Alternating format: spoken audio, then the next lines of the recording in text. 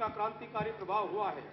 वर्ष 2018-19 के दौरान अतिरिक्त 2.6 लाख जनधन बैंक खाते खोले गए, जिससे खातों की कुल संख्या बढ़कर 67.19 लाख हो गई।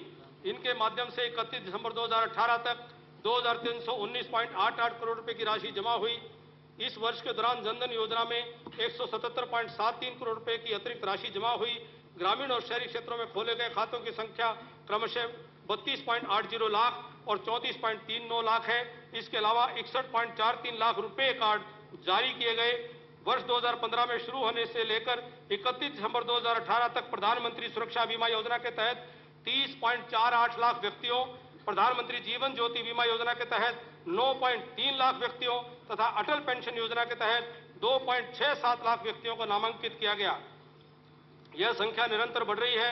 गत वित्त वर्ष के दौरान प्रधानमंत्री सुरक्षा बीमा योजना के तहत 1.91 लाख व्यक्तियों, प्रधानमंत्री जीवन ज्योति बीमा योजना के तहत 71,069 व्यक्तियों तथा अटल पेंशन योजना के तहत 71,507 व्यक्तियों को नामांकित किया गया। प्रधानमंत्री मुद्रा योजना के तहत चालू वित्त वर्ष के दौरान दिसंबर 2018 तक 1,76,000 लाभार्थियों को 2,215.09 करोड़ रुपए की राशि वितरित की गई, जिसमें से 630.97 करोड़ रुपए 1,13,000 महिला लाभार्थियों को तथा 211.13 करोड़ रुपए अनुसूचित जाति अनुसूचित जनजाति के 51,262 लाभार्थियों को वितरित किए गए। मुद्रा योजना के शुरू होने से लेकर 8 अप्रैल 2015 से 31 दिसंबर 2018 तक सभी तीनों श्रेणियों नामतः शिशु, तरुण व किशोर में 6.99 लाख यानी कि 6,99,000 लाभार्थियों को 8,931.03 करोड़ रुपए वितरित किए गए हैं। स्टैंड अप इंडिया स्कीम के तहत अप्रैल से दिसंबर 2018 तक 463 लाभार्थियों को 89.19 करोड़ रुपए के ऋण स्वीकृत किए गए। इस राशि में 16.11 करोड़ रुपए अनुसूचित जाति तथा 73.08 करोड़ रुपए महिला लाभार्थियों को वितरित किए गए। इस योजना के शुरू होने से लेकर 5 अप्रैल 2016 से 31 दिसंबर 2018 तक 3,000 लाभार्थियों को 609.49 करोड़ रुपए के कुल ऋण वितरित किए गए। डीबीटी प्रत्यक्ष लाभ हस्तांतरण के तहत हरियाणा में 61 केंद्र प्रायोजित योजनाएं तथा 74 राज्य योजनाएं चलाई जा रही हैं। वित्त वर्ष 2018-19 के दौरान छद्म लाभार्थियों को निकालने के परिणाम स्वरूप 258.98 करोड़ रुपए की बचत हुई है। वित्त वर्ष 2014-15 से 2018-19 तक दिसंबर 2018 तक लगाएं, कुल 1,177.20 करोड़ रुपए की बचत हुई है। इसके अलावा डीबीटी के तहत सभी योजनाओं में दिसंबर 2018 तक 3,088.87 करोड़ रुपए का एक नोशनल लाभ हुआ है। यदि छटनी किए गए लाभार्थी वर्ष 2014-15 से निरंतर संबंधित योजनाओं में बने रहते तो यह लाभ नहीं होना था।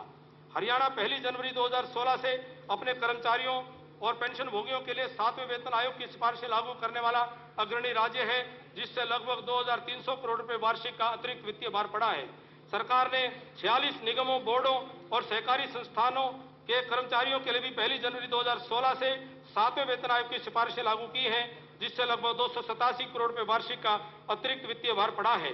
इसके अलावा भत्ता पुनरीक्षण समिति की सिफारिशों पर सरकार ने मई 2018 से 7वें वेतन आयोग की सिफारिशों के अनुसार 10 भत्तों को संशोधित किया, जिससे 800 करोड़ रुपए वार्षिक का अतिरिक्त वित्तीय भार पड़ा।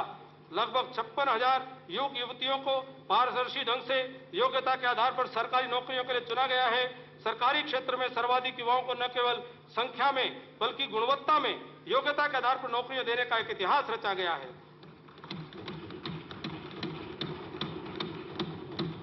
इसके अलावा लगभग 17,000 पदों के लिए भर्ती प्रक्रिया जारी है, जिसके शीघ्र ही पूरा होने की संभावना है।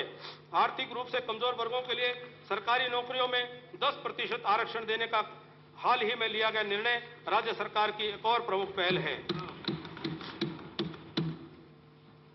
कर प्रस्ताव। माननीय उपाध्यक्ष महोदया, मैं कौटिल्य के कथन का उल्लेख करना चाहता हूं कि कर लेने वाले को करदाता से उसी कुशलता से कर लेना चाहिए जैसे एक मधुमक्खी फूल पर बैठकर उससे पराग लेती है और फूल का कुछ भी नहीं बिगड़ता है।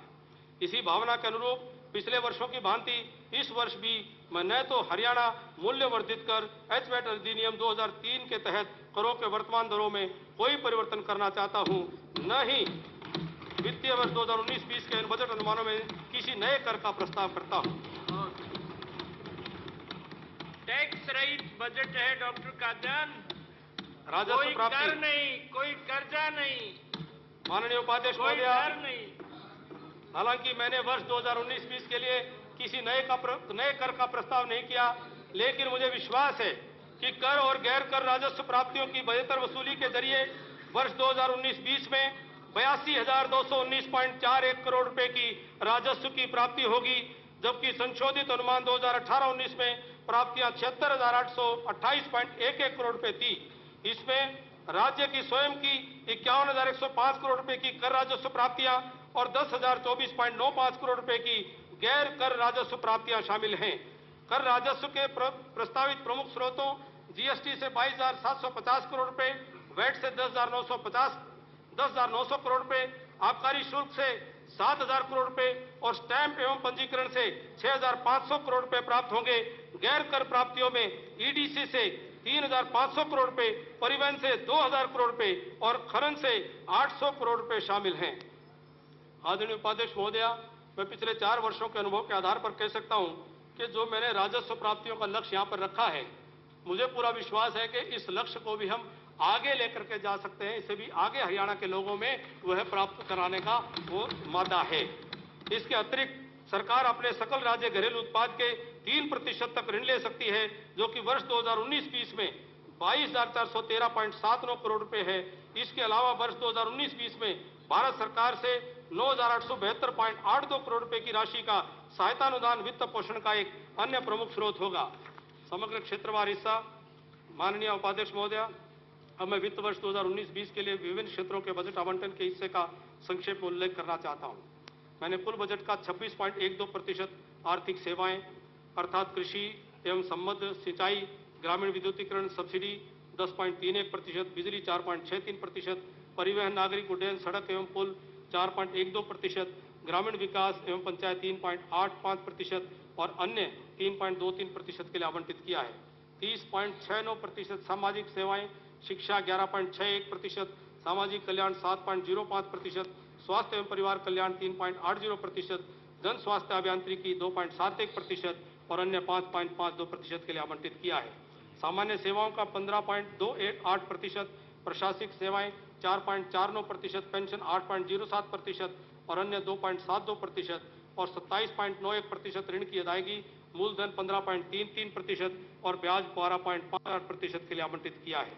समावेशी विकास का उद्देश्य अपूर्ण और निरर्थक है जब तक यह समाज के कमजोर वर्गों और महिलाओं तक न पहुंचे। इस उद्देश्य की प्राप्ति के लिए 8,293.90 करोड़ रुपए, जो कल्याण और विकास स्कीमों के 41,386.38 करोड़ रुपए के परिव्यय का 20.04% है, 2019-20 में SC/ST घटक के तहत अनुसूचित जातियों के कल्याण के लिए निर्धारित किया गया है और महिलाओं के कल्याण के लिए 24.07%, जो कि 9,961.96 करोड़ रुपए है, आवंटित किया है। माननीय अध्यक्ष महोदय, उपाध्यक्ष महोदया, अल्प वित्तीय संस्थानों की निगरानी करने और इनका राज्य के समग्र विकास के लिए फलदायी उपयोग करने के लिए मैंने हरियाणा सार्वजनिक वित्त जवाबदेही अधिनियम व आउटकम फ्रेमवर्क जैसी कई नई पहल की हैं। मैंने हरियाणवी एक की भावना के अनुरूप अपना बजट हरियाणा के लोगों को समर्पित किया है। मेरा बजट अभिभाषण अत्यंत ध्यान व धैर्य से सुनने के लिए यदि मैं इस गरिमामयी सदन के प्रत्येक सदस्य का आभार व्यक्त न करूं तो मैं अपने आप को अपने कर्तव्य में असफल समझूंगा। मैं माननीय मुख्यमंत्री जी का निजी तौर पर आभारी हूं, जिन्होंने मुझे लगातार 5वीं बार प्रदेश का बजट प्रस्तुत करने का अवसर दिया। जीएसटी के क्रियान्वयन को बाधा रहित और दक्ष तथा बदलाव को सुगम बनाने के लिए मैं इस अवसर पर सरकार की ओर से अपनी तरफ से जीएसटी परिषद की सराहना करता हूं और आभार व्यक्त करता हूं। मैं कर स्लैब को कम करने और छोटे कारोबारियों व निर्माताओं को राहत प्रदान करने के लिए जीएसटी काउंसिल का विशेष रूप से धन्यवाद करता हूं। जीएसटी परिषद द्वारा जीएसटी व्यवस्था को सुदृढ़ बनाने से रियल एस्टेट क्षेत्र में उछाल आएगा और गरीबों के लिए किफायती आवासों को बढ़ावा मिलेगा। अब मैं अपने बजट प्रस्तावों, जो विकास प्राथमिकताओं और तीव्र प्रगति के साथ केंद्र की राजकोषीय दूरदर्शिता के साथ तालमेल से हरियाणा को अग्रणी राज्य के रूप में स्थापित करने हेतु इसे नई ऊंचाइयों पर ले जाने के लिए प्रदेशवासियों को समर्पित करता हूं और इस पर चर्चा एवं विचार विमर्श करने और इन्हें अंगीकार करने का आग्रह करता हूं। जैसा कि कौटिल्य ने कहा, मैं पुनः उद्धृत करता हूं, प्रजा के सुख में सरकार का सुख है।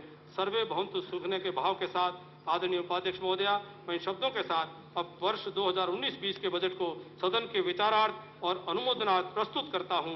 वंदे मातरम। जय हिंद। जय हिंद।